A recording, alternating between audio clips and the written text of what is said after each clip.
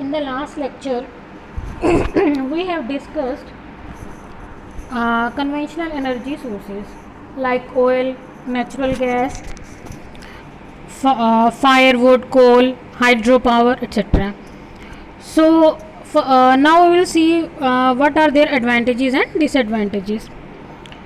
Now, in case of oil, the main advantage is it is easier to transport. We can carry oil easily from one place to another place, and it is basically the basis of a whole chemical industry. So this is advantage of oil, but the disadvantage with this is that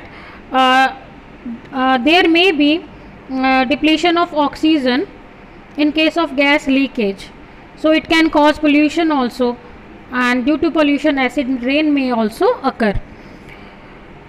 So advantages of natural gases are it is again easier to transport, and it is a cleaner energy, and it is cheaper than oil also, right?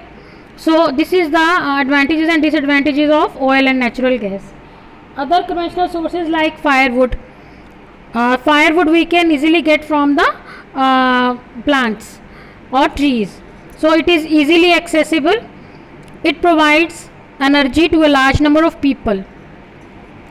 And what are the advantages of firewood?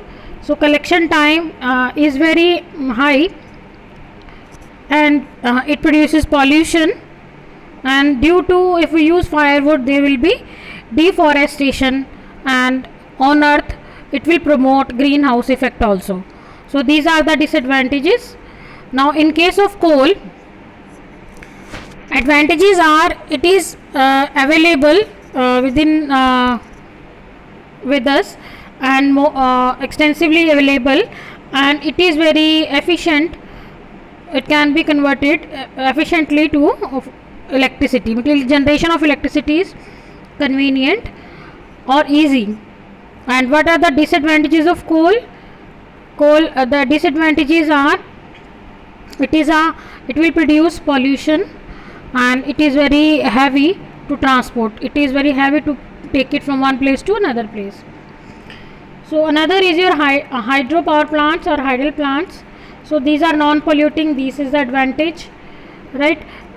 It promotes irrigation and fishing also, and it is cheap. But the disadvantage of these plants are there will be a large displacement of local community from one place to another. Then it is expensive also. So all these are its disadvantages. So we have discussed conventional energy sources till now, like oil, natural gas, petroleum, firewood, etc. Now in this topic we will discuss non-conventional energy sources. These are also called renewable energy sources. So non-conventional energy sources are the sources which are available in the nature.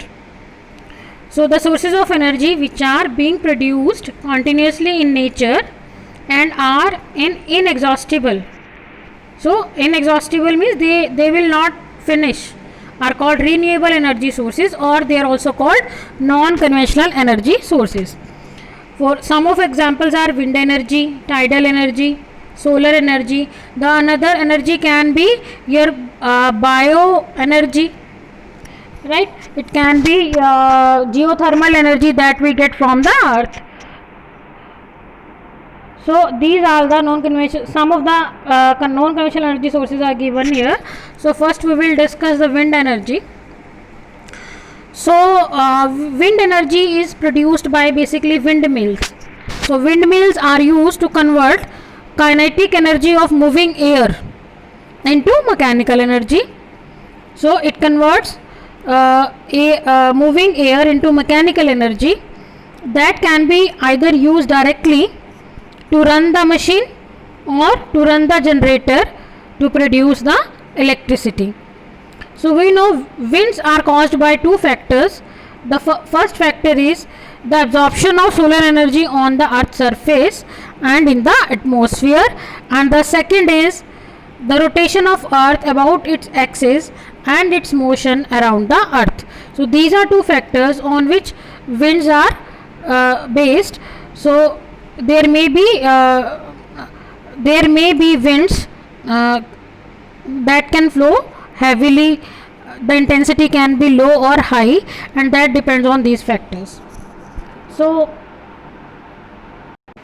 the next non-conventional energy sources we are discussing here is tidal energy. Tides are generated in the ocean or the sea. So tides are generated because of gravitational attraction between the earth and moon. So these tides can arise twice a day in mid-ocean.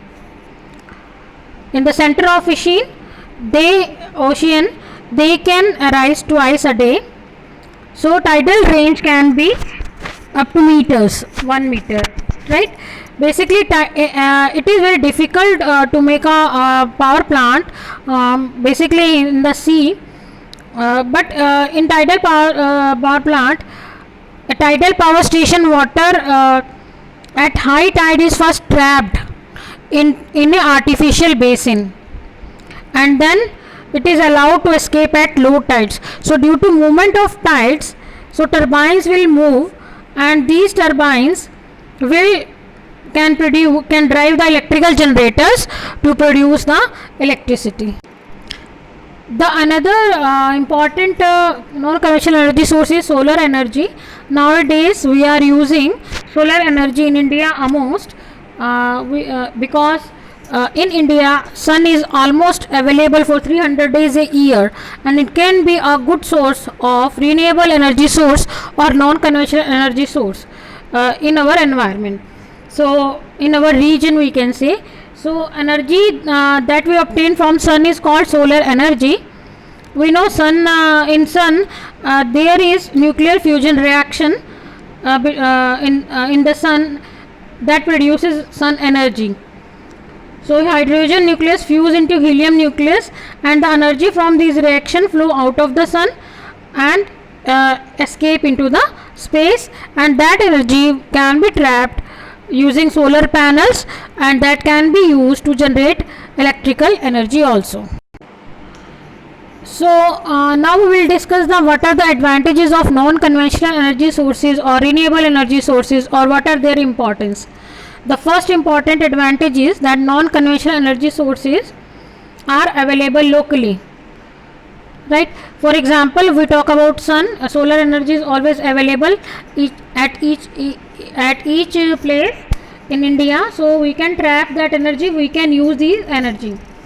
Second is, there is a great scope of research and development in non-conventional or renewable energy sectors regarding its future development and scientific use.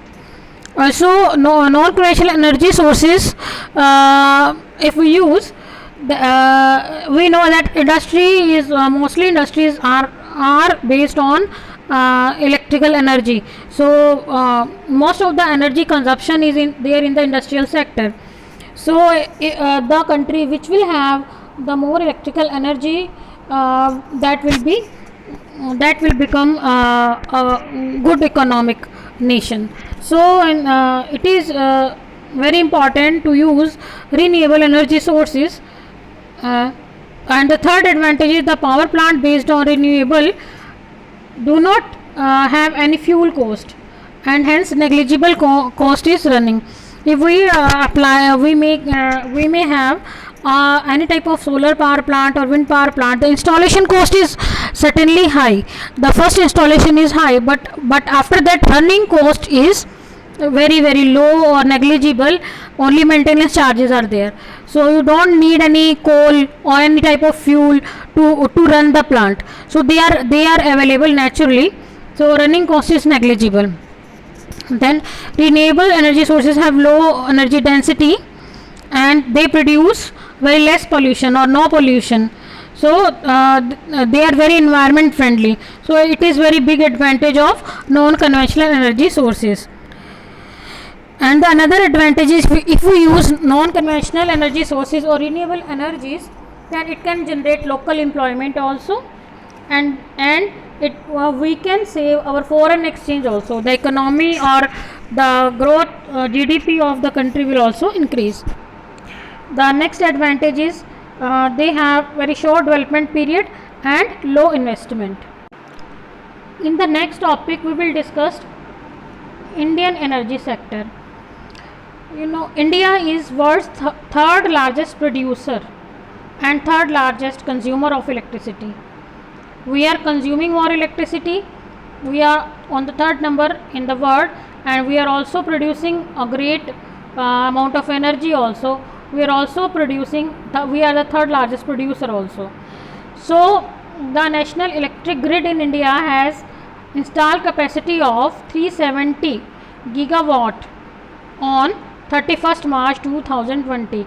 This much gigawatt power is being generated in India at present.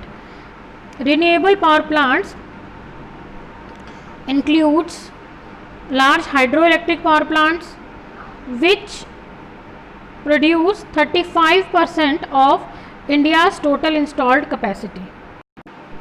So we can see here in this slide that how much energy from different sources are being produced, conventional and non-conventional. Suppose in case of coal, we are using 2005 megawatt power is being generated at present using coal, means thermal power plants. Large hydro power plants contribute 134 megawatt of power that are installed at various locations in India. Through gas and diesel, we are using 45,699 megawatt of power. 45,699 megawatt power, and for nuclear we are producing 24,955 megawatt power, and the other renewable energy sources are using 509 and 6,780 megawatt power. So total energy that in India we are using is 370 or we can say it is 370 gigawatt of power. So if we talk about the states, which state is contributing the most? Most of the power is generated in Maharashtra. It is 31,934 megawatt power is being generated in the Maharashtra. And on the second number it is Gujarat, that is producing 26,126 megawatt of power. On the third number it is Tamil Nadu, that is producing approximately 20,000 megawatt of power. Andhra Pradesh is producing 17,000 megawatt power, and Uttar Pradesh is producing or generating approximately 14,000 megawatt of power. Currently in India we are using thermal power plants with 1,55,969 megawatt of power. Hydro power plants are producing 39,788 megawatt of power. Renewable energy sources are producing 28,184 megawatt of power, and nuclear power plants are producing 4,780 megawatt of power in India at present. So here we can say most of the power is being generated by thermal power plants. Around 68% of the total capacity still it is being generated by thermal power plants. So in case of renewable energy sources, we are using wind energy, that is contributing 36,368 megawatt of power. Solar power is contributing 29,549 megawatt power. Biomass power or bioenergy that we produce from the waste by biomass materials is 9,806 megawatt power, and small hydro plants that we are using, that is 4,604 megawatt of power. We are also using waste to power, means recycling through waste materials, 138 megawatt of power. This is the current energy scenario of renewable energy sources that, or we can say non-conventional energy sources that we are using at present in India. So what is the future prospects in energy sector? we are saying that renewable energy sources is using around 50% of the total energy supply, and most of the energy at present day also it is being dependent on the thermal power plant. So the future scope, if we say in case of energy sector, we are saying that the industry sector is continuously having demand and utilizing the energy. We are utilizing the energy in transportation and buildings also. So if we use thermal power plants, that is also producing carbon emissions also. So if we talk about future prospects, we can say in 2050 it is predicted that India will energy demand for 14,500 terawatt per year. That is a very huge demand of energy that we will have in 2050 after 30 years. So in that case, if the thermal power plants is being used as we are using at present, so that will produce very much pollution and disturbances in the environment also. So energy sector in 2050, electricity scenario is we want the clean energy. So India's top priority is at present is clean energy. So for clean energy, the only possible solution is renewable energy sources, that are solar energy or wind energy, so that environmental can be sustainable, and we can also fulfill the demand of our population or industries up to 2050. We have energy demand in transportation sector also. The future scope will be the electric vehicles. Electric vehicles will play a very big role in the future electricity scenario by 2050. So it is also predicted that there will be electricity generation, or there will be grids that will be controlled by IoT based Internet of Things based smart devices or smart metering systems will be there, will be available, and grid will also be controlled by IoT based devices. In 2050, all the communication channel will enable better grid management and operations. So artificial based automation will be there in the future. So the purpose of this is to reduce the distribution losses also. So energy consumption for the one of the major important thing is also that is to reduce the distribution losses. And the next is application of blockchain based smart ledgers and contracts. In this regard will seems to be significant penetrated under distributed energy production and consumption and peer-to-peer energy trading. So all the system, these are the new technologies: artificial intelligence, Internet of Things, blockchain based systems. So this is the future scope of the electricity. So students must do some courses or some additional courses, online free courses on these topics also, that is artificial intelligence, IoT and blockchain based systems, because in the next by 2020 all the systems will be based on smart metering based, and all these techniques will be used in grids also. So in this slide we are discussing renewable energy power by use of graph. So here we can see renewable energy sources. We are using 68% solar energy in 2019 as renewable energy source. It's a very great achievement. We are shifting slowly on these resources, and wind power contributes 28% to the renewable energy sources.